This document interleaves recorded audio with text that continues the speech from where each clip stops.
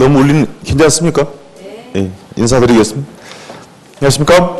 안녕하세요. 잘 지내셨죠? 네. 좋은 하루 되십시오. 오늘 책은 우리 6페이지인데 좀 큰 것 같은데 이 앰플을 좀 줄여야 될 것 같은데 너무 크지 않아요 뒤에? 크네요. 이 앰플을 어디서 조절하지? 하나 둘 하나 마이크 테스팅 하나 둘 괜찮으세요 이제? 괜찮죠? 예. 일주일이 지났죠. 책이 이제 오늘까지만 요 책으로 볼 겁니다. 그래서 자기 조금 이따 온다 그러니까 바뀐 책으로 보도록 할게요. 우리 6페이지 가겠습니다. 6페이지. 예. 네, 6페이지 볼게요. 6페이지 보시면 1편 내용인데 1편의 총론 파트 중에 지난주에 공부했던 건 개념하고 토지 용어 정리 있잖아요. 그럼 총론에서 이제 핵심이 되는 게 부동산이 가지는 고유한 특성이라고 합니다. 부동산의 특성인데 이제 용어부터 정리해서요. 토지 건물이라는 게 일반 상품과는 어떤 차이가 있느냐라고 물어보는 거예요. 특성이라는 게 차이인데 이제 한 문제는 묻습니다. 한 문제 묻는데 여기서 공부한 내용은 2편 파트에도 접목이 되고 3편에도 접목이 됩니다. 그래서 용어의 정리를 잘 해둘 필요가 있고요. 이제 오늘 공부한 내용이 다음 파트 수업에도 접목이 돼요. 그러니까 그 차이를 좀 볼 필요 있어요. 책은 간단하게 되어 있는데 박스 한번 보세요. 박스 보시면 부동산 특성이 토지가 있고 박스 안에 건물이라는 게 있죠. 그럼 앞으로 우리가 약속할 겁니다. 수업 시간에 말하는 부동산의 고유한 특성은 토지의 특성입니다. 왜 그렇게 말하는 거냐면 건물은 건축이 되죠. 네. 생산이 되죠. 네. 토지는 생산이 돼요, 안 돼? 만들어 본 적이 없다. 그러니까 이 근본적인 특성은 토지의 특성을 말하는 겁니다. 그럼 종류가 나와 있는데 그 자연적이라는 말이 있고 그 말에 가면 뭐 있어요? 인문적 특성이라고 되어 있죠. 그럼 자연적 밑에 서술이 되어 있습니다만 성질이 변하지 않는다라는 겁니다.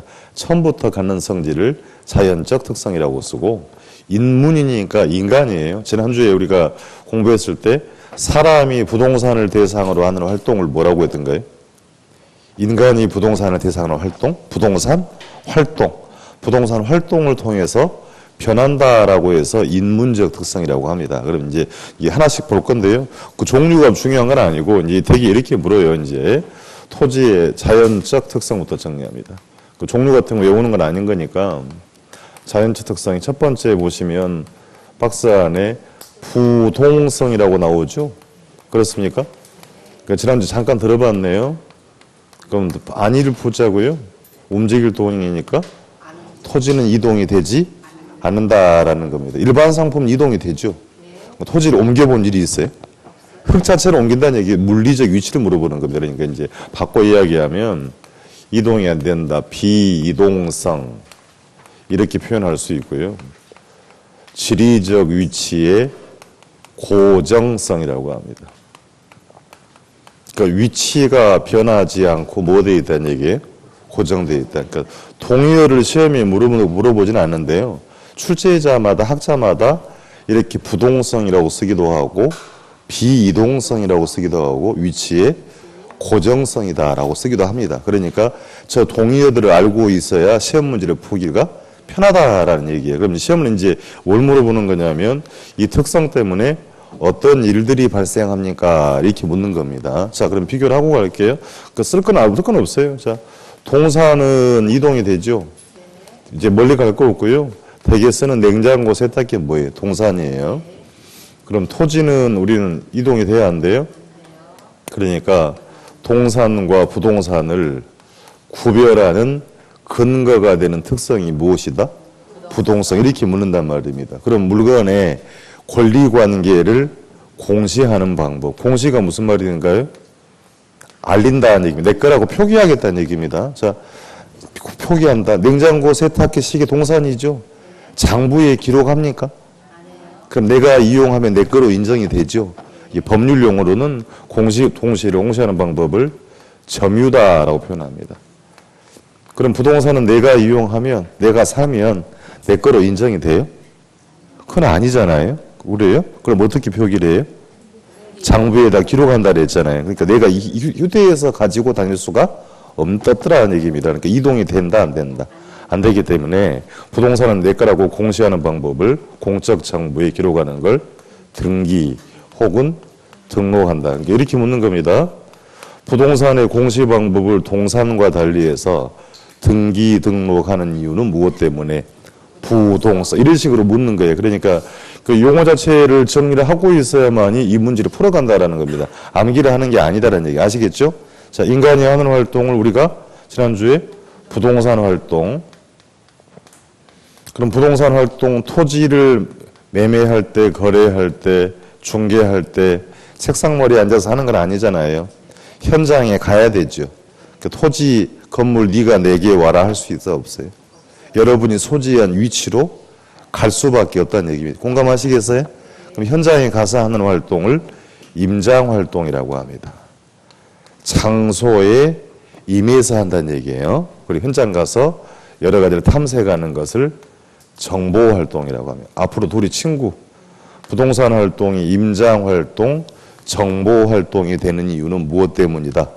부동성 때 이렇게 묻는단 말이에요. 그러니까 이 용어 자체를 물어보는 게 아니고 이 말이 무슨 말인지 모르면 답을 못 찾는 상황이 되는 겁니다. 그래서 학개론이 제가 지난주에 언급했던 것처럼 용어의 정리가 굉장히 중요한 거예요. 그 자체를 묻는 건 아닙니다. 그걸 알고 있어야만이 이런 질문을 풀어간다는 얘기입니다. 부동산 활동이 임장 정보 활동이 되는 건 무엇 때문이다? 부동성 혹은 비이동성 때문에 이렇게 정리를 하더라는 얘기입니다. 지난주 잠깐 들어봤는데요. 자, 일반 상품은 상품을 이동할 수 있어요. 전주 지역에 콜라가 부족해요. 커피가 부족해요. 그럼 주변에 김제, 익산에서 남아도는 물량을 가져올 수 있죠. 그럼 일반 상품은 이동이 되니까 전국적 시장이라 할 수 있습니다. 부동산도 그렇다? 아니니까 묻는 겁니다. 그러니까 일반 상품과 차이가 있기 때문에 물을 거예요. 그러니까 토지가 부족하고 우리 지난주 택지 공부했죠. 택지 정의해보 택지란 감정평가상용으로 주, 상, 공업용으로 이용 중이거나 건축이 가능한 토지. 그렇습니까? 그럼 택지가 전주 지역이 없대요. 어떻게 해야 다른 지역 가져올 수 있어요? 안 되는 거잖아요. 그러니까 부동산 활동할 때 입차 그러니까 재화가 이동이 안 되니까 부동산 시장을 이제 전국적 시장이라고 하지 않습니다. 지역 시장이다라고 표현하고요. 이제 또 표현을 바꿔요. 국지적 시장이라고 표현합니다. 가끔 일기예보에 국지적 호우, 국지적 폭설 이런 말을 들어본 적이 있죠. 특정 지역에만 내리는 비예요. 그러니까 부동산 상품은 이동이 안 되기 때문에 부동성 때문에 뭐라고 한다. 지역시장, 국지적 시장이 되고 그러니까 동일한 지역이라는 게 있나요?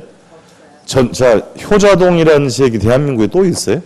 없어요. 그럼 지역의 상황이 달라지면 상품의 성격도 달라져요. 그럼 가격도 달라진다라고 하는 겁니다. 그러니까 지역마다 결국 부동산의 위치마다 부동산의 상품의 성격은 다르다. 다른 가격을 형성한다라고 합니다. 시험장에 그러니까 이렇게 위치, 지역이라는 표현이 나오면 부동성 이렇게 대응하는 것이고요. 동일한 게 있다 없다. 다르다라는 얘기입니다. 이해되겠어요? 동일한 위치는 있어 없어요? 동일한 위치는 없어요. 그러니까 지금 학계론 기본 표현이 그 시험장 가면 이렇게 물어보여요. 지역 시장마다 동일한 가격이 형성된다. 그럴 거면 공부를 할 이유가 없어요. 지역이 다르니까 가격도 다르게 형성이 된다. 우리가 앞으로 이렇게 공부를 할 거라는 얘기입니다. 그러니까 뒤에서 이렇게 2편, 3편 뒤에서 공부하는 내용을 여기다가 개괄적으로 기술한 파트가 총론 파트예요. 그러니까 여기를 굳이 무리해서 많이 공부할 필요는 없는 거고 이 용어가 도대체 무슨 말인지 정확하게 정리만 해주면 뒤에 공부가 될 것이고요. 뒤에서 다시 공부를 하고 나서 나중에 완성을 할 때 다시 한번 점검을 하는 파트다라고 봐두면 되겠습니다. 이해되겠죠? 토지는 동산과 달리 이동할 수 있다 없다.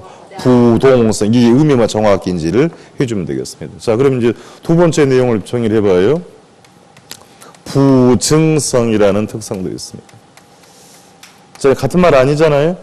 부동성은 이동할 수가 없다는 얘기고요. 부증 아니 부자고요. 증의 절대량을 증가시킬 수가 없다라는 겁니다. 그럼 동의어로 쓰면 생산이 불가능하다는 얘기예요. 아닐 비자고요. 비생산성이다라고 합니다. 자, 이렇게 물어봅시다. 다시 분필을 하나 이거 만드는데 비용이 원가가 100원 들어간다고 할게요. 그럼 100원을 투입하면 분필은 생산할 수 있죠. 일반 상품은 비용을 투입해서 재화를 생산할 수 있다. 그럼 제가 10억을 들여볼 테니까 토지의 물리적 절대량을 만들어 볼 수 있어요? 없어요. 된다, 안 된다? 그러니까 새만금적 매립한 것은 토지를 만들어낸 게 아닙니다. 다른 지역의 토지를 가져와서 메꾼 것이니까 물리적 절대량을 늘릴 수가 없더라. 저희가 지난주에 물리적이란 말이 뭐였어요? 물리적, 기술적 측면인 말이 외형적 측면이라 그랬잖아요. 그러니까 갖다가 붙이는 겁니다. 물리적 위치는 이동할 수 없어요를 뭐라고 하고 부동성, 물리적 절대량을 생산할 수 없어요. 부증성한다는 얘기. 그러니까 쓰기 나름이에요. 물리적 절대량을 증가시킬 수 없다. 생산이 불가능하다. 비생산성. 그럼 바꿔 이야기하면 토지 자체 양이 한정돼 있죠. 양이 한정된 것을 면적의 유한성이다라고 쓰는 겁니다. 다시. 토지 양 자체가 뭐 돼 있다? 한정돼 있으니까 면적의 유한성이다. 그럼 양이 부족하다는 얘기니까 바꿔 이야기하면 토지는 다른 상품과 달리 희소성이 높은 재화다라고 할 수 있죠. 그럼 희소성이 이제 뭔지 알아야 돼요. 희소성이 뭐예요? 남아돈다, 부족하다? 부족하다. 그러니까 우리가 금, 골드는 양이 한정돼 있죠. 똑같습니다. 그러니까 토지는 부증성 또는 희소성이 증대가 된다는 이걸 자체를 물어보는 겁니다. 그러니까 뒤에서 따로 공부를 합니다만 희소성이 뭐예요 하면 수요에 비해서 공급 물량이 부족한 상태를 말하더라라는 겁니다. 그러니까 사실 출제자마다 이렇게 부증성이라고 쓰기도 하고 비생산성 쓰기도 하고 면적의 유한성, 결과 희소성이 증대가 된다. 그러면 이제 표현을 바꿔봅니다. 토지에는 생산비의 법칙이 성립되지 않는다라고 합니다. 그럼 이게 무슨 말이냐라고 물어보진 않는데 비용을 투입해서 재화를 생산하면 생산비의 법칙이 성립하는 건데 토지는 10억, 100억을 투입해도 절대량을 생산할 수가 없다. 그러니까 생산비의 법칙이 성립하지 않은 건 뭐 때문에? 부증성 이렇게 묻는단 말이에요. 그러니까 장난을 이렇게 쳐요. 자, 지역시장마다 위치마다 상품의 가격이 달라지는 것은 부증성 때문이다. 뭐 때문이다? 부동성 때문이다. 그러니까 이게 두 개가 헷갈리는 표현입니까? 전혀 아니에요. 근데 문제는 뭐냐면 그 용어를 모르고 자꾸 암기를 하려고 하면 남는 게 없단 말입니다. 부동성은 토지의 물리적 위치를 이동할 수가 없다라는 얘기고 부증성은 물리적 절대량을 증가시킬 수가 없다. 생산이 안 되더라는 얘기입니다. 그럼 양이 한정되니까요. 자, 도심의 토지 이용과 외곽의 토지 이용 방법이 달라져요. 도심에서는 토지를 어떻게 이용을 하냐면 좁은 땅덩어리에 건물을 고층화시키죠. 지하 공간으로도 땅을 활용하지요. 그렇습니까? 그럼 좁은 면적에다가 단위 면적에다가 이렇게 자본을 많이 투입해서 건물을 고층화 이용하는 방법을 앞으로 우리는 집약적 이용이라고 합니다. 이게 일본식 표현인데요. 단위 면적에다가 읽을게요. 자본을 많이 투입하는 걸 뭐라고 한다? 집약적 이용이라고 합니다. 그러면 집약적 이용이 했으니까 해당 지역의 가격이 어떻게 돼요? 집가가, 토지 가격이 오르겠죠. 그렇습니까? 거꾸로 물어볼 수 있어요. 높은 집가 때문에 집약적 이용할 수밖에 없더라는 얘기입니다. 그럼 외곽 토지는 어떻게 되냐면 도심의 외곽에는 땅값이 비싸요? 싸요? 싸요. 넓은 땅에다가 수평 공간을 많이 활용한다고 합니다. 그러니까 상대적으로, 이게 상대적 개념이에요. 자본보다 토지를 더 많이 쓰는 경우를 조방적 이용이라고 합니다. 조방적 이용이다. 그러니까 중심으로 갈수록 좁은 땅덩어리에 자본의 투입비를 높이는 것은 뭐라고 읽으시고? 집약적. 외곽에서 토지를 많이 쓰는 거 뭐라고 한다? 조방이다. 그리고 다시 그러면 이렇게 이용할 수밖에 없는 이유는 토지를 생산해낼 수 있다라고 하면 이렇게 할 필요가 없지요. 토지 양 자체가 한정이 돼 있으므로 희소성 때문에 중심 쪽으로 갈수록 뭐다? 집약적. 외곽 쪽으로 갈수록 조방. 올해 시험에 물었던 겁니다. 그러니까 결과적으로 토지의 집가가 급등하는 이유, 임대료가 도심이 비싼 이유는 뭐 때문에? 부증성댐 이렇게 물어봤다는 얘기입니다. 그러니까 그 기본 용어가 그만큼 중요하다는 얘기예요. 그러니까 뭐 남겨는 가야 될 거니 대개 가시면서 이제 학자들이 집약적 이용이 뭐예요라고 하면 좁은 땅에다가 자본을 많이 수입하는 건데 건물을 이렇게 고층화 이용하는 걸 뭐라고 한다? 집약적이다. 그러니까 표현을 그럼 정리해 보면 토지 제가 이거 수평 공간이라고 그랬잖아요. 그럼 공중으로 향하는 공간은 공중 공간이라고 하면 되는 거고요. 땅속은 지하 공간이라고 하면 되는 거니까 이렇게 공중 공간, 지하 공간, 수평 공간 세 가지를 묶어서 우리는 입체 공간이라고 합니다. 그럼 입체 공간을 많이 이용하는 방법을 뭐라고 한다? 집약적 이용이라 하겠더라. 이해가 되겠어요? 그러니까 지금 이제 이 용어들을 정리를 잘하고 갈 필요가 있다라는 겁니다. 미리 결론부터 말씀드리면 지금 공부하는 건 일반 재화에는 있어 없어요? 없어요. 일반 재화 없기 때문에 다르기 때문에 그래서 부동산학이 존재하는 겁니다. 부동산학을 경제학의 범주에 집어넣어놓고 연구 대상을 볼 수가 없어요. 근본적으로 성격이 다르다는 문제가 있다는 말입니다. 그러니까 우리가 드시는 여러분 드시는 커피 콜라는 생산도 돼요. 만들어낼 수 있잖아요. 이동도 돼요. 근데 우리는 이 토지는 된다 안 된다. 이런 문제가 있다라니 생각이 좀 필요하다는 얘기예요. 그러니까 전주 지역에서 예를 들어서요.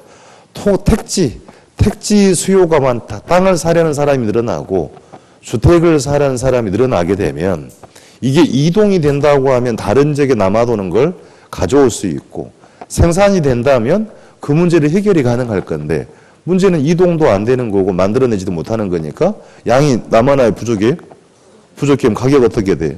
오를 수밖에 없다라는 것입니다. 그러니까 일반 상품의 성격 근본적으로 차이가 있다는 여러분 주지를 좀 할 사항이었습니다. 두 가지 구분. 오늘 사실은 그러니까 이거 두 개만 오늘 구분해도 성공한 거예요. 부동성은 토지의 물리적 위치를 이동할 수가 없다. 부증성은 물리적 절대량을 증가시킬 수가 없다라는 표현이 되겠습니다. 세 번째 갑니다. 토지에는 영속성의 특성이 있다고 합니다.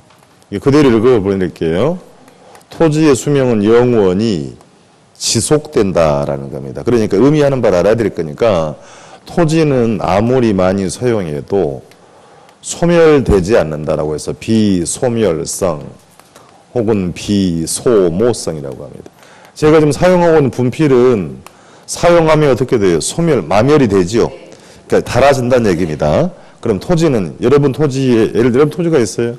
100제곱미터 토지가 있는데요. 이 토지에다가 청소도 하고 농사도 짓고 건물도 올리고 해봤더니 1년 뒤에 면적이 90제곱미터로 줄어들어요? 그러지는 않잖아요. 절대 면적이 줄어들지 않는 것을 뭐라고 한다? 영속성, 수명이 영원히 지속된다라는 겁니다. 그래서 비소멸성 혹은 비소모성이다. 그럼 다시 표현을 바꿔볼게요. 자, 물리적이란 말이 외형이라 했잖아요. 물리적인 가치 하락, 물리적인 감가는 무슨 말이에요? 가치가 하락한다. 물리적 감가는 발생하지 않는다라고 하는 겁니다. 그러니까 아무리 많이 사용해도 토지의 외형적인 가치 하락이 있다 없다. 이렇게 볼게요. 자, 여러분 아파트가 있어요. 건물 외벽에 금 갔어요. 외벽이 금 갔어요. 가치가 떨어지겠죠. 그런 감가를 물리적인 감가를 한다는 얘기예요. 그러면 자, 내부적으로 아파트에 냉난방비가 많이 들어가요. 그럼 가치가 어떻게 되겠어요? 그럼 무슨 감가를 하면 되겠어요? 그건 기능적 감가라고 합니다. 내부적인 하자를 기능적 감가라고 쓰고요. 아파트가 소재한 지역이 주변에 우범지대로 변했답니다. 주거 환경이 나빠진 거죠. 그로 인해 가치가 떨어질 수도 있죠. 그것은 경제적 감가라고 합니다. 앞으로 만날 내용이다. 그러니까 토지는 물리적 감가는 아니되어도 기능적 감가, 경제 감가는 발생할 수 있습니다. 그러니까 영속성이 있으므로 물리적 감가가 적용되지 않는다라고 물어보는 거고, 그러니까 바꿔 정리하면 토지는 재생산 이론이 성립되지 않는다라고 합니다. 다시 자, 여기 재란 말이 뭐예요? 재가 무슨 말일까요? 다시 만들어낸다. 다시 생산하려면 소모를 전제로 해야 돼요. 근데 소모 자체가 돼야 안 돼. 안 되는 거니까 재생산 이론이 성립하지 않은 건 무엇 때문에? 이렇게 묻는다. 그러니까 이걸 이 많은 내용을 외웠냐라고 물어보는 게 아니잖아요. 그러니까 한 문제 물어볼 건데 외워서 써먹을 데가 없어요. 그러니까 생산비의 법칙이 성립하지 않은 건 부증성 때 같은 말 아니네요. 재생산 이론이 성립하지 않은 것 뭐 때문이다. 차이가 미묘하게 있다는 얘기예요. 그러니까 절대량을 늘릴 수 없다라는 게 부증성이고 절대 면적이 감소되지 않는 것은 영속성이다라고 이해되겠죠? 자, 그럼 이제 건물은 영속적인 아닙니다. 그럼 건물은 사용 수명이 길죠. 사용 수명 한 번 지어놓으면 상당 기간 오랫동안 쓰죠. 우리 그런 표현을 내구성이라고 표현합니다. 그러니까 대개 쓰는 내구재라는 게 있어요. 내구재가 뭐예요 하면 한 번 구입하면 상당 기간 오랫동안 쓰는 제어, 수명이 긴 제어입니다. 냉장고, 세탁기, 책상 다 이게 다 뭐예요? 내구재에 대해. 그거 중요한 거예요. 그러니까 그게 의미를 알 필요가 있다. 예를 들면 물어봅시다. 그러면 내구재 주문이 추세적으로 늘어난다는 이 정보에 대해서 해석이 돼야 될 거 아닙니까? 그럼 냉장고, 세탁기, TV기 주문이 늘어난다는 얘기는 그 이면에는 뭐가 있겠어요? 사람들이 새롭게 이제 교체 수요가 생긴다는 얘기잖아요. 이면에는 더군다나 가격이 싼 것들이 아니죠. 고가다. 그럼 사람들 이면에는 사람들의 소비가 늘어난다는 얘기는 소득이 늘어나고 있다는 얘기입니다. 그럼 따지면 소비도 늘고 생산도 늘고 거래가 늘 수 있죠. 그게 경제의 성장인 거예요. 그러니까 같은 정보도 분석 능력에 따라서 많은 차이가 나타난다는 얘기예요. 그래서 공부가 필요하다라고 하는 거죠. 그러니까 똑같은 뉴스에 대해서요. 이게 세세가 달라지면 안 된다는 얘기예요. 그러니까 우리가 뒤처지면 아니 되기 때문에 그 흐름 정도는 인지를 할 필요가 있다. 건물은 뭐라고 한다? 내구성, 토지는 영속성. 그럼 이렇게 생각 한번 합시다. 그러면 토지는 소멸하지 않고 건물은 사용 수명이 기니 이걸 내가 이용하다가 타인에게 빌려주고 대가를 받을 수 있죠. 그러니까 임대료 수입이 가능하다는 얘기예요. 렌탈 수입이 가능하다. 정수기 렌탈 시장이라고 들어봤죠. 자동차 리스 시장이라고 들어봤죠. 내구성 있는 것들은 임대차 시장이라는 게 형성이 된다는 말입니다. 그러니까 내가 이용하다가 타인에게 빌려주고 얻는 이익을 앞으로 우리는 이용이익이라고 합니다. 혹은 사용이익이라고 합니다. 이제 앞으로 이제 민법 시간에 이 용어를 줄여가지고 용익이라고 읽으실 거예요. 자, 다시 이용해서 빌려주고 얻은 대가를 뭐라고 한다? 이용이익, 사용이익이다. 그럼 빌려주고 얻은 대가니까 이것을 앞으로 우리는 임대료 수입이라고 하는 겁니다. 이해가 되겠어요? 렌탈 수입이라는 얘기고. 그럼 가지고 있다가 내가 팔아먹을 수도 있죠. 토지 건물을. 그러면 소유이익이라고 해요. 그럼 소유이익이 뭐예요 하면 소유하고 있다가 팔아먹고 얻은 결과물이라는 얘기입니다. 그럼 이제 부동산 따지는 거니 부동산의 매각대금이다 이렇게 표현할 수 있다는 얘기예요. 그러니까 다시 그럼 이제 시험에 쓰는 표현으로 임대료 수입을 소득 이득이다 이렇게 용어를 바꿔내는 거고요. 얘는 팔아먹었으니까 양도 차익이라고 해요. 그러니까 자본 이득이라고 표현하는 겁니다. 그러니까 이제 생활에 쓰지 않는 용어들이 시험장에 나온단 말이에요. 그러니까 자 다시 그러면 부동산을 통해서 이런 이득을 얻을 수 있는 이유는 뭐 때문에? 영속성. 영속성이 있으므로 내가 가지고 있다가 빌려주고 얻은 이익을 소득 이득. 그게 결과물이 임대료 수입이고 학자들이 뭐라고 쓰고 이용이익, 사용이익. 가지고 있다가 팔아먹는 건 매각대금이고 자본이득이다. 소유이익이라고 표현했다. 그러니까 지금 뭘 공부를 하는 거냐면 일반 상품은 커피, 콜라도 팔아먹어서 이득이 나오죠. 그럼 일반 상품과 부동산이나 얘는 공통사항이란 말입니다. 아니, 커피도 팔아먹잖아요. 팔아먹는 결과물은 뭐라 그래요? 자본이득이라고 해요. 그러면 커피, 콜라는 이게 있어 없어요? 커피를 빌려주고 임대료 수입이 돼야 안 돼. 안 돼. 그러니까 일반 재화는 소멸하기 때문에 이게 안 된단 말입니다. 그러니까 시험에 묻는 거 얘를 묻는 거예요. 그러니까 영속성, 내구성 때문에 타인에게 빌려주고 이득을 얻을 수가 있더라는 얘기예요. 그러니까 결과적으로 따지면 투자를 통해 부동산을 투자의 수단으로 인식하는 이유, 투자를 통해서 소득 이득과 무엇을 자본 이렇게 물어보게 되는 것입니다. 그러니까 부동산을 투자 수단으로 인식하는 것은 영속성 때문이다. 이렇게 정해야 합니다. 소멸되지 않는데 이렇게 한번 들어본 적이 있을 겁니다. 오다 가다 주식은 종이가 될 수 있다. 근데 부동산은 남아있다 그러죠. 그런 의미예요. 소멸되지가 않더라. 그럼 주식보다 부동산이 안전하냐라 그건 또 아닙니다.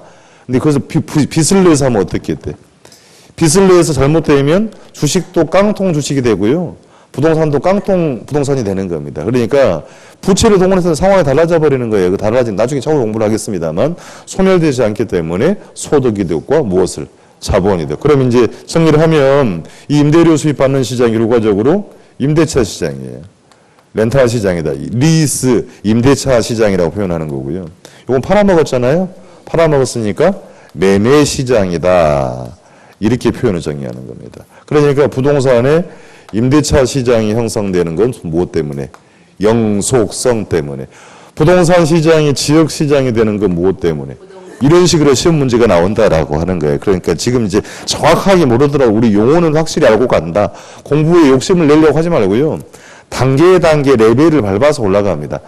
그러니까 처음에 공부 열심히 한다고 해가지고요. 집에 가서 동영상 열심히 보고 있으면 1년 내내 그게 가능한 얘기예요.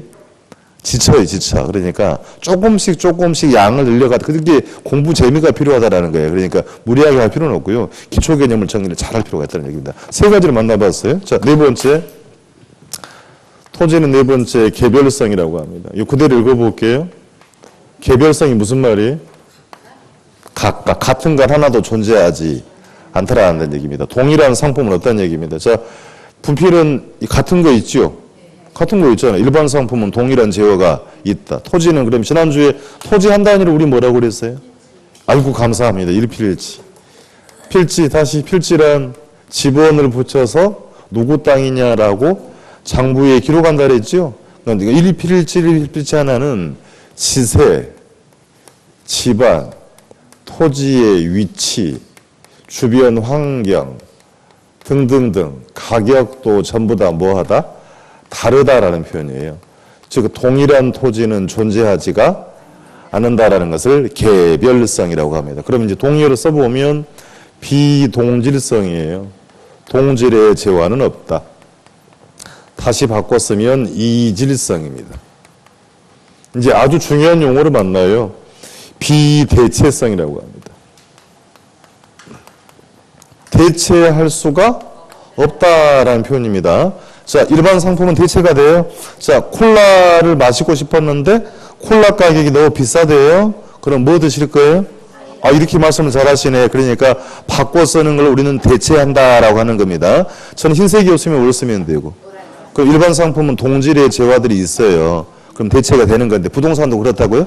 안 되니까 물어, 안 되니까. 그걸 알고 가는 거예요. 그러니까 안 되니까 묻는 거다. 그러면 이 대체라는 표현을 정리를 하러 올 겁니다. 자, 조금 전에 이렇게 콜라 사이다 했어요. 콜라와 사이다는 대체 관계다라고 볼 수 있죠.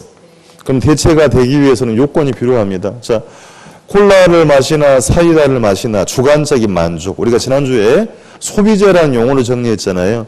소비재의 정의, 재화를 소비하면서 주관적인 만족, 뭐라 그랬죠? 효용을 얻기에 가격을 지불한 걸 소비재라 그랬잖아요. 그럼 두 개를 얘를 마시나 주관적인 만족, 효용이 유사하다고 느끼면 무슨 관계라고 한다? 대체 관계라고 한단 말입니다. 그럼 두 재화의 용도도 유사해야 돼요. 자, 콜라 사이다는 가축날 때 먹는 음료수, 입안을 깔끔하게 하는? 맞나요? 근데 아닐 수도 있어요.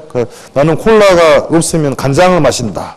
이런 분도 있습니다. 그러니까 이게 절대적 개념은 아니라는 얘기예요. 상대적 관점인 것이고 사람들의 만족의 차이는 분명히 있는 것인 거니까. 자, 그리고 가격도 유사해야 대체 관계로 봅니다. 중요한 얘기에 다시 한번 묻는 얘기입니다. 그러니까 콜라가 1,000원인데 사이다가 10,000원이 되면 대체가 되겠냐고요. 안 될 거라는 얘기예요. 그러니까 효용 가격 혹은 용도면 유사성이 있어야 뭘로 본다? 대체 관계로 보겠다라는 겁니다. 용어 중요해요. 바꿔 쓰더라도 주관적인 만족, 효용 유사하고 느끼면 무엇이다? 대체제라고 하는 건데 그럼 부동산은 대체제가 있다 없다? 없다. 따져보겠습니다. 시기에 접근해 볼게요. 자, 아파트 효자동에 소재하는 101동에 소재하는 101호 아파트 1001호의 아파트 이 두 아파트의 공통점은 분명히 있어요. 같은 지역이죠. 같은 위치죠. 공감이 됩니까? 그럼 물리적 구조도 같죠. 물리적 구조 같잖아요. 주거용으로 대체되죠. 그럼 물어봅시다. 그럼 이 1001호에 사는 거나 101호에 사는 거나 효용이 유사하나요? 예도 있고 아니도 있어요.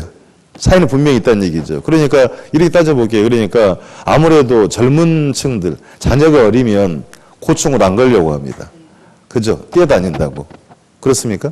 조망을 좋아하시는 분들은 오히려 또 그럼 뭐 고소공포증이 있으면 또 고충 안 가려고 해. 그러면 자 분명히 주관적인 효용의 차이가 있지요. 동일한 재화다? 물어봅시다. 가격도 동일합니까? 아니라고 이야기하잖아요. 어느 게 되게 비싸? 고층압. 왜 비싸요? 조망, 일조 이런 게 분명히 있다는 얘기죠. 그러니까 실체가 없는 공간의 가치가 인정이 되고 있는 겁니다. 그렇습니까? 그 절대적 개념은 아닙니다. 그러니까 이게 동질의 재화다 아니다? 아니란 얘기예요. 그러니까 물리적 지역 위치는 같아도 상품의 성격이 달라지면 가격 또한 달라진다. 아파트도 주택도 동일한 지역은 하나도 존재하지가 않다. 이 물어볼게요.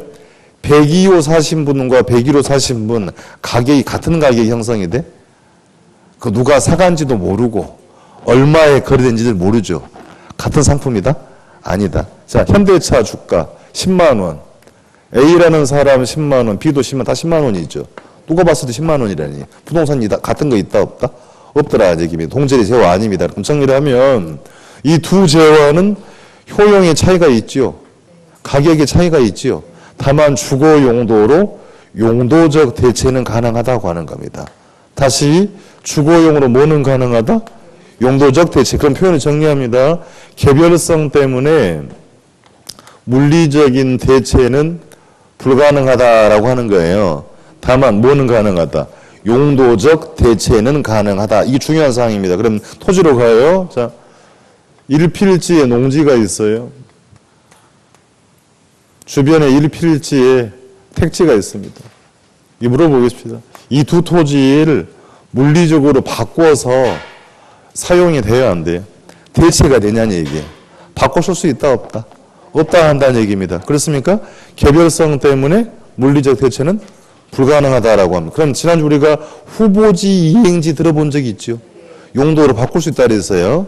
그럼 농지를 택지로의 용도 전환은 가능하죠? 그렇습니까? 그게 우리가 후보지다라고 한번 들어봤던 거고, 그럼 용도적 대체는 가능하다라고 하는 거예요.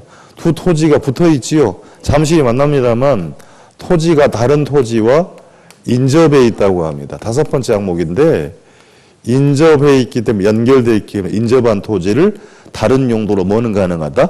용도적 대체는 가능하다. 다음 주 가면 또 나온다는 얘기예요. 그러니까 개별성 때문에 물리적 대체는 불가능해도 인접성 때문에 뭐는 가능하다? 용도적 대체는 가능하다. 그래서 이게 아주 기본기를 정리를 우리가 잘해줘야 뒤에 가면 헤매지 않는다라고 말씀드리는 겁니다. 그럼 결론, 그러면 물리적으로 동질적이어도 같은 지역이어도 상품의 성격이 달라지면 가격 또한 달라진다라고 그래서 개별성이라고 썼고, 결론을 정리하면 부동산에는 일물일가의 법칙이라는 게 성립이 되지 않는다라고 합니다. 이게 뭐냐고는 안 물어요. 자, 또 일물은 하나가 아니고요. 동일한 물건에는 하나의 가격이 성립한다는 게 일물일가의 법칙인데, 토지는 개별성 때문에 동일한 물건이 있어 없어요? 없어요. 이 말 자체가 성립이 되지 않더라는 얘기예요. 문제는 공부하는 방법, 이런 거에 뭐냐라고 묻지는 않는 건데 이걸 내가 무슨 말인지 모르고 있으면 대응이 안 됩니다. 그럼 불필요한 암기량이 엄청나게 늘어나는 거야. 그러니까 외워서 해결이 안 되기 때문에 드리는 얘기니까 용어를 정리를 잘 해주고 갈 필요가 있다. 토지 건물은 엄밀히 말하면 동일한 물건은 없어요를 뭐라고 한다? 개별성. 그러니까 물리적으로 대체는 불가능해요 라고 합니다만 다만 뭐는 가능하다? 용도적 대체는 가능하다고 합니다. 자, 맞아. 그러면 토지는 다른 토지에 뭐 돼 있다? 인적. 뭐는 가능하다?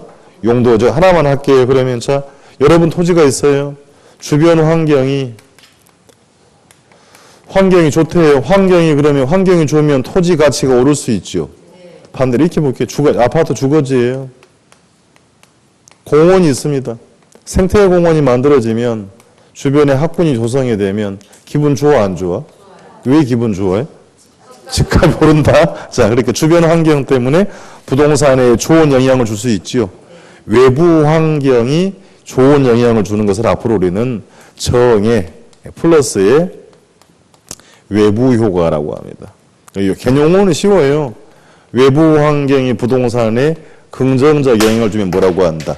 정의 외부 효과라 하더라고요. 반대로 그러면 주거지 부근에 쓰레기 소각장에 들어서면 기분 좋아 안 좋아? 안 좋아. 왜 안 좋아해? 환경오염 문제, 그 때문에 집값이 내려갈 수 있다 생각하잖아요. 그럼 안 좋으니까 부라고 합니다. 마이너스. 부의 외부 효과라고 합니다. 자, 그러면 좋은 것만 취하고 안 좋은 건 버릴 수 있어요? 안 되죠. 왜? 이유는 이 토지가, 이 부동산이 이동이 돼야 안 돼. 안 되잖아요. 그 뭐예요? 부동성. 두 가지. 부동성과 인접성이 외부 효과를 설명하게 해주더라라는 겁니다. 주변에 가끔 뉴스 들어요. 자, 학군 부근에 이상하면 요양시설 들어온답니다. 요양시설이 필요한 건 사실이죠. 공감은 하죠. 그런데 내 동네 부근은 안 돼요. 이렇게. 그죠? 왜? 그것이 부정적 영향을 준다라고 하는 것이니까. 그러니까 이렇게 외부 효과는 부동성과 인접성으로 설명이 될 수가 있더라. 그러니까 공부를 아직 깊게는 안 갔습니다만 여러분이 소유하는 가격이, 부동산 가격이 단순하게 한 가지 사실로 결정이 되는 게 아니란 걸 이미 만나고 있는 거예요. 그렇습니까? 그 지역의 환경이 좋아지면 가치가 오를 수 있어요? 환경이 나쁜 가치가 떨어질 수도 있다는 걸 정의를 하고 있다는 겁니다. 지금 이걸 다 소화하라는 얘기가 아니고요. 공부의 가장 기본이 되는 표현들이다. 그러니까 종류 외우려 하지 말고요. 이렇게 부동성, 부증성, 영속성, 개별성, 또 인접성은 토지가 가지는 근본적 성질이라 해서 자연적 특성이다. 성질은 변하지는 않습니다. 물론 그런 거 묻는 게 아니고 이제 나중에 이제 이것들이 응용이 돼서 공부를 하고 들어가는 거니까 일반 상품에는 없는 성격이다라고 정의를 해야 되면 되겠습니다. 자연적 특성이었고요. 교재 그러면 이제 인문적 특성이 있잖아요. 박스 안에 있나요? 그 인문적이 무슨 말이라고 그랬어요? 사람의 활동 때문에. 이게 간단하게 볼 겁니다. 부동산 활동, 인간이 부동산을 대상으로 하는 활동을 뭐라고 한다? 부동산 활동 때문에 발생하는 거고 성질이 변합니다. 그래서 가변적이다라고 합니다. 그러니까 첫 번째 그러면 용도의 다양성이란 말이 하나 보일 겁니다. 그런가요? 있나요? 용도의 다양성이다. 그러니까 그대로 읽어볼게요. 뭐 외울 문제가 아니고요. 토지는 여러 가지 용도로 이용할 수가 있다는 얘기입니다. 다용도성이라고 합니다. 이미 용어 들어봤어요. 변용성. 용도를 바꿀 수가 있다는 얘기입니다. 분필의 용도는 뭐예요? 칠판의 판서용이에요. 다른 데 기를 후비는 기구는 아니죠. 일반 상품의 성격은 대개 용도가 하나뿐입니다. 그럼 토지는 여러 가지 용도로 이용할 수 있다. 지난주에 들어봤네. 후보지, 이행지 들어봤잖아요. 그게 물론 그게 아니더라도 그러니까 자, 여러분 토지가 있어요. 이걸 농업용으로 이용할 수도 있고 상업용, 공업용 이용도 가능하다. 여러 가지 용도로 이용할 수가 있다는 얘기입니다. 그러면 이 경합되는 용도 중에 가장 최고 최선의 이용 방법. 이것도 한번 들어봤는데 5글자로 최고 최선의 이용 방법. 지난주 나지 건부자면서 한번 들어봤을 건데 기억이 없어요. 괜찮아요? 유효 이용이라고 합니다. 다시 경합되는 용도 중에 가장 최고 최선의 이용 방법은 뭐라고 한다? 최유효 이용이라고 하면 경제학에서는 이런 말이 없습니다. 부동산학에서만 나오는 얘기. 토지가 용도가 뭐하기 때문에? 다양하기 때문에. 거꾸로 뭐라 그러니까 최유효 이용 이렇게 묻습니다. 성립 근거가 되는 것은 무엇 때문이다? 용도의 다양. 자, 이 말이 성립하기 위해서는 용도가 다양해야 될 거 아니에요. 용도가 하나라면 최유효 이용이라는 말은 필요하지 않는가 말이에요. 그러니까 최유효 이용의 성립 근거는 무엇이다? 용도의 다양성이고. 자, 그럼 용도를 달리 한다면, 용도를 바꾸면 가치도 변할 수 있죠. 가격도 변할 수 있다. 그러니까 가치는 여러 가지 개념, 가치 다원설이 성립이 가능하다. 용도를 바꾸면 가치도 달라진다는 얘기입니다. 우리 지난주 공부했던 후보지, 이행지 이 두 가지 용어에 내포되어 있는 토지의 개념은 뭘 의미한다는 얘기예요? 용도의 전환이고 용도적 공유수면 매립은 물어봅시다. 물리적 공급이다 아니다? 매립한 건 공급 아니라 그랬잖아요. 그러면 공유수면 매립은 무슨 공급이다? 경제적 공급입니다. 경제적 공급이고 용도적 공급이라고 합니다. 그러니까 중요한 걸 만나러 가요, 지금. 그러니까 토지는 부증성 때문에 물리적 공급은 할 수 있다, 없다?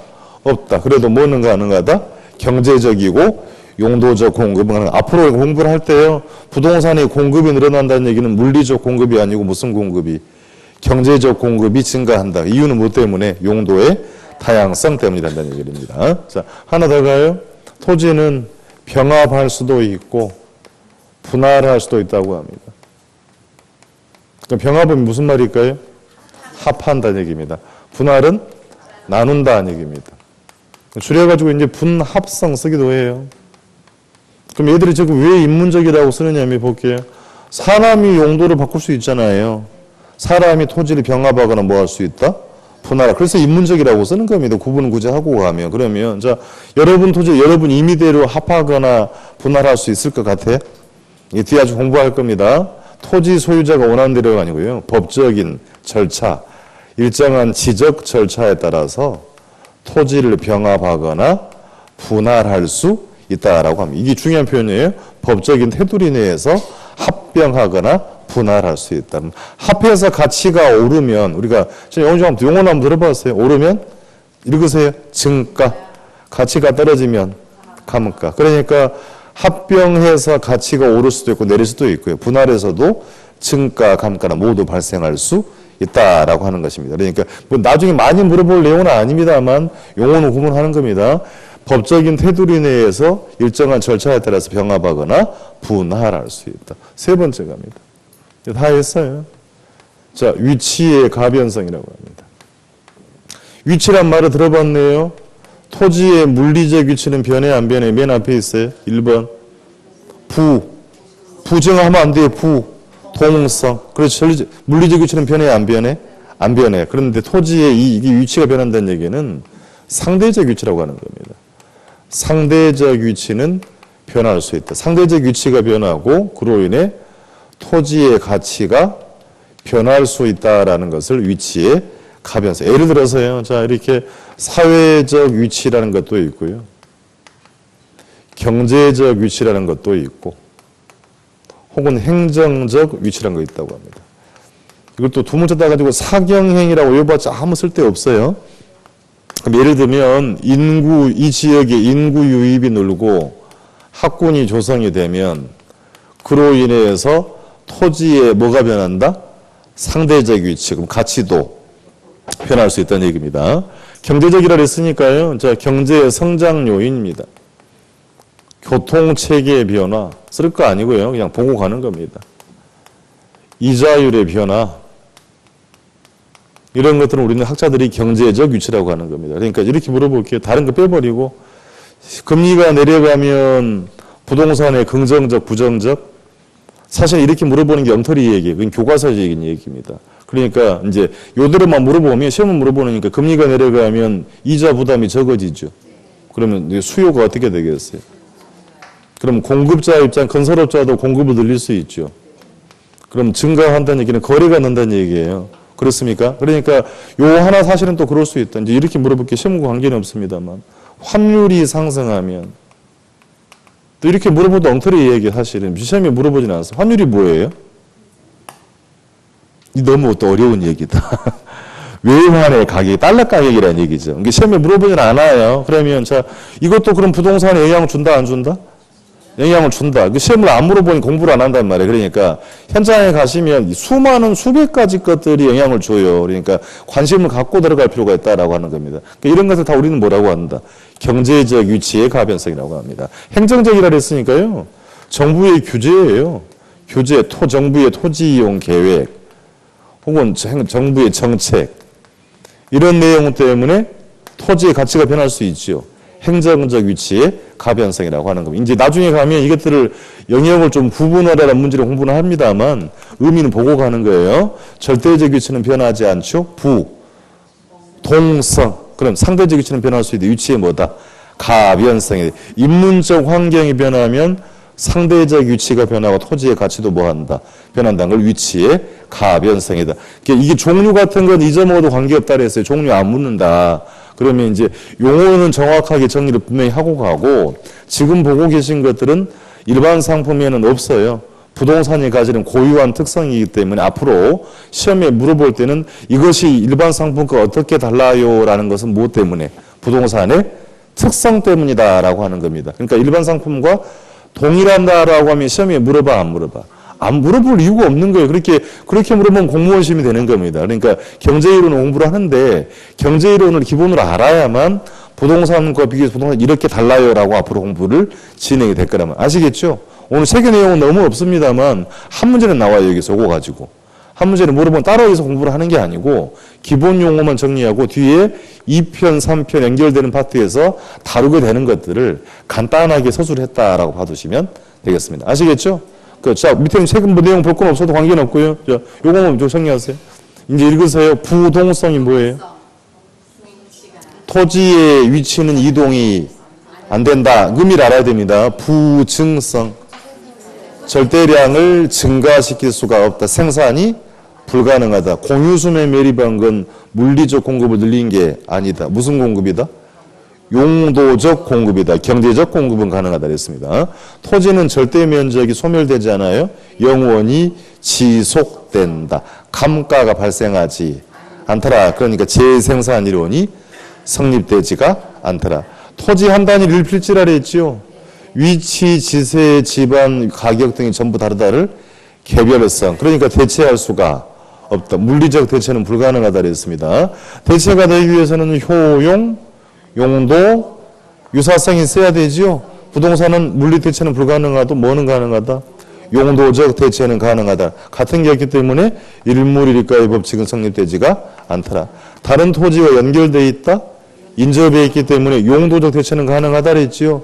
주변 환경이 좋은 영향을 주면 정외부 효과, 나쁘면 외부 효과는 부동성과 인접성으로 정의가 되는 것이고 사람이 용도를 바꿀 수 있죠. 토지를 경합되는 용도 중에 최고 최선의 이용, 최유효 이용의 성립 근거 용도의 다양성 이렇게 볼 수 있고 용도를 달리하면 가치도 달라진다. 경제적 공급은 가능하다 되어있고요. 병합하거나 분할할 수 있다. 소유자가 원하는 대로 하는 게 아니고 법적인 테두리 내에서 병합하거나 분할할 수 있고 가치가 오르면 떨어지면 감가, 상대적 위치가 변하면 가치도 변한다. 인간이 만든 사회, 경제, 행정적 환경이 바뀌면 가치도 달라진다라고 정의됐지요? 이렇게만 가볍게만 봐두시면 되겠습니다. 자, 거기까지 보시고 총론을 그렇게 마무리하고 쉬었다가 밑에 하나 볼게요. 2번에 가보시면 박스 안에 거꾸로 읽어볼게요. 박스 안에 맨 끝에 최유효 이용에 있죠. 그럼 최유효 이용의 성립 근거는 무엇이다? 화살표를 바꾸세요. 화살표를 반대로 하세요. 거꾸로 읽어오는 겁니다. 최유효 이용의 성립 근거는 용도의 다양성이다. 그럼 용도의 다양성을 지원하는 게 뭐라고 되어 있어요? 하나 더 쓰세요. 영속성. 이용하는 김에. 영속. 앞에다 써야 되지. 병합 분할의 가능성 위에다가 영속성 쓰셔야 됩니다. 그럼 읽어볼게요. 토지가 소멸하지 않고 병합 분할할 수 있으니까 여러 가지 용도로 이용할 수가 있다라는 이해되겠어요? 그러니까 다시 영속성과 병합 분할의 가능성이 용도의 다양성을 뭐한다? 지원하고 그러니까 다시 최유효의 근거는 무엇이다? 용도의 다양성이라는 표현이 됐지요? 오늘 그렇게만 봐두면 되겠습니다. 이렇게 총론을 마감을 하고요. 쉬었다 진행하겠습니다.